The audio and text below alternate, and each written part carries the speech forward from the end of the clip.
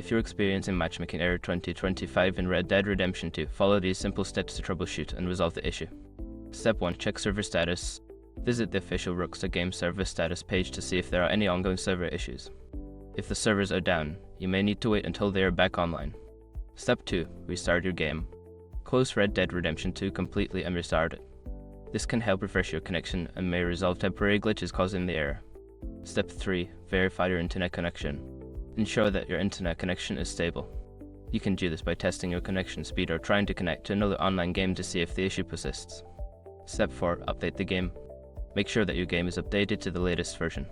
Check for any available updates on your gaming platform and install them, as updates often fix bugs and improve connectivity. Step 5. Adjust network setting. If the issue continues, try adjusting your network settings.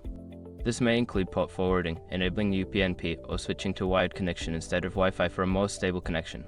By following these steps, you should be able to resolve Matchmaking Error 2025 and get back to enjoying Red Dead Redemption 2. If problems persist, consider reaching out to Rockstar Support for further assistance.